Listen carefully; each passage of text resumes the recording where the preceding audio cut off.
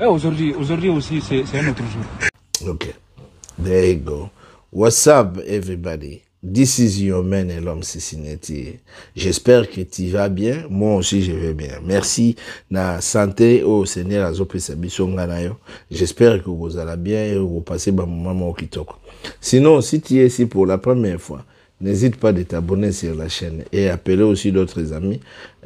S'abonner à la chaîne et que ça a plaisir. On se fera à la famille. Vraiment, c'est bien tous à la communauté d'ambition. Et je vous invite aussi à participer à la émission, surtout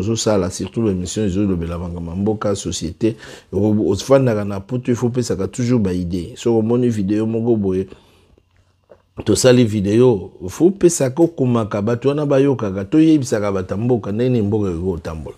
okomba bon to fani na mboka ba poto do moni mondele ndenge ne azoviva biso ne to vivaka biso faut za la comparaison to ça la symbiose pour mboka na biso ezala bien bon sinon si j'ai les amagamba mboka de si j'ai les aga si j'ai musique boyebi déjà biso de parler la mingi sur l'actualité makamuni les oleka l'actualité za concert il y a d'abord fallait pour pas assez tourner ici les accords du Cameroun tourner zaki récite là on va revenir après dans ba live mais au eza live était toujours ça et logo rapide lisolo to beteza lisolo ya waze quoi na fait rigola bazana conflité bazana problème mon côté mais ndenge makambe pese pesa ka abaka. Je pense na banza malgré faire rigolo aza un peu musenzi batutu bayebi eza ngiri susute pour faire rigolo aza vraiment musenzi. Vous comprenez les preuves ané makambo to lobaki makambo to salaki na vidéo to lobaki ke atika ko finga ba ninga na ba artiste na ba podium ko mandisaka ba ba podium ko finga ka eza musique te et azongi na raison kozonga na raison c'est-à-dire à comprendre que azaki une erreur a commis si ba lettre n'est pas bureau naie ba pesa batu ba suspension c'est-à-dire ba comprendre que muki les autres et lobeli lié ba fani na yemoko ba yebisaki ke magamozo ça les alakate les a façon ya kozala musenzi bon on est loin de là biso site au lobaki déjà na banza makambo wana c'est là qui moi tout corriger ça mais il faut à ça la faire rigolo il faut ça l'effort ameka kolongola moi qui bosenzi azanango ndenge batu bazolo bakaza vraiment indigène. On comprend donc fois milongola yango donc ce que longo te vous allez passer et namoni ndenge balobaka tel père tel fils na éviter ceux qui bagolo pe bazalaka toujours na comportement wana pour même comportement ngozo tozomona ngo pa ya ba chroniqueur o balobelaka faire façon de raisonnement na bango bazalaka toujours à côté likamba okumisa te bazokumisa likamba okumisa bazoboya bango bazandenga likamba oboya te bazoboya oya koboya bazondima donc bango baza le monde en et ba yebi déjà que bango mongo ba nende so basala yango nanko mais toza na communauté il faut batu basala toujours effort ya kolobaka ko remontaka surtout ba petit esprit comment congolais peuple congolais tanga kate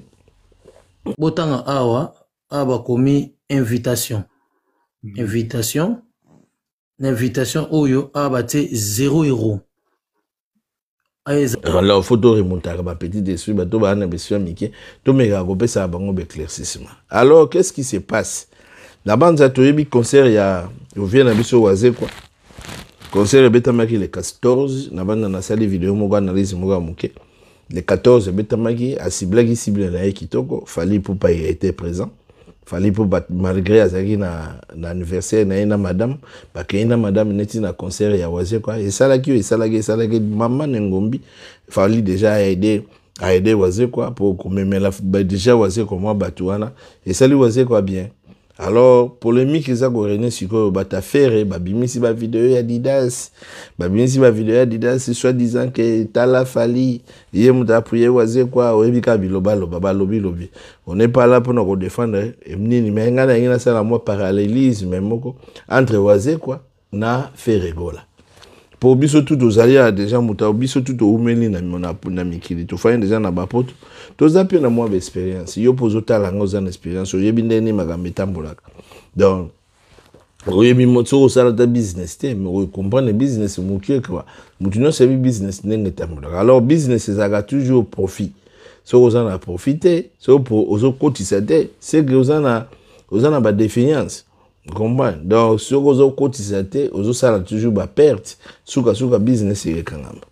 comment bon toujours monango batuwele bazo comparer les lots faire rigola na wazeko soit disant que faire rigola leki faire rigola to kenena non na comparaison moko moke faire rigola akina abeta stade marti aka louer salle yé moko to mona a louer salle yé moko asombi ba instrument abagisi ba instrument wa louaki asombi na ba instrument mususu pour na concert wana ya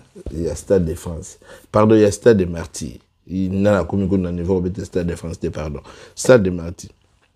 asali ba dépense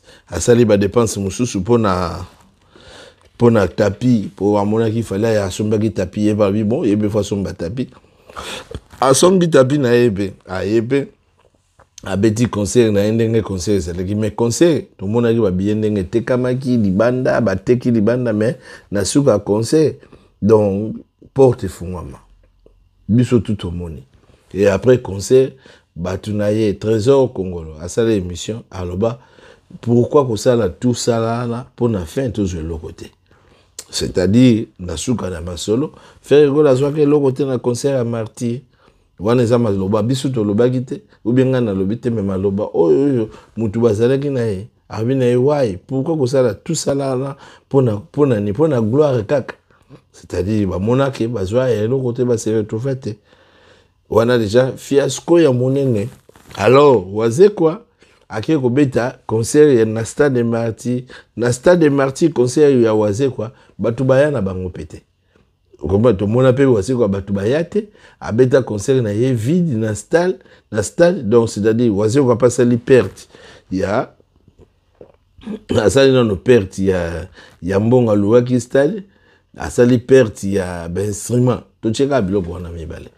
vraiment donc bango mbale bazana perte mone ya nenge ke batu bayate mais soko tali na dépense na nenga perte au monde que faire rigola il avait beaucoup dépensé par rapport ya waze quoi c'est-à-dire soko ke na nenga makambo au monde que faire rigola azolela ye mutu akolela bele po waze ko perda militaire biso nyosto moni ke waze ko perda militaire na stade ya ni donc mais faire rigola tout le monde dépense ya sala bon yebi suite siko na comme na compte na commerce bango bale bazaka ndenge moko oya sali perte pour mutu moko azwa bénéfice azate to ye kaka na année oyo faire rigola fera beta festigola ba pesi bango autorisation bakambutu selon bango moko baloba ke ba dépenser prix de fait ya 1 million et quelques de dollars alors 1 million quelques de dollars on a tilelo ba récupérer à combien ba sala mama na perte ogoma nana atonga nana asu bénéfice ndenge mona waze quoi siko bo comparer batwana ni balendenge nige oyo azali kolo oyo azali na se po bango balé bazoteka te bango mbale bazana ba perte bazosala ba perte et ba perte amikete ba perte mongo za colossal so ke olinto comparer bango na bato mususu au monde que différence so to cheka ta to comparer bango na fali au monde que il y a pas match c'est-à-dire bato affaire à un certain moment il faut bozonga kana raison butala kana butala ba paramètre nyonso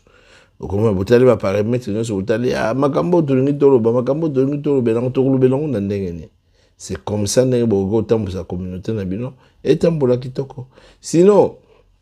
faire rien waze quoi. Pour nanga bazandenge moko pour ba hombele ba sala ba mama na perte. Faire azo ça ba perte minene, waze ko ça ba perte mike. Mais c'est la musique, tellement musique ils a bon. To linga compter bon pendengo wana. Bon, na suki na wana na moi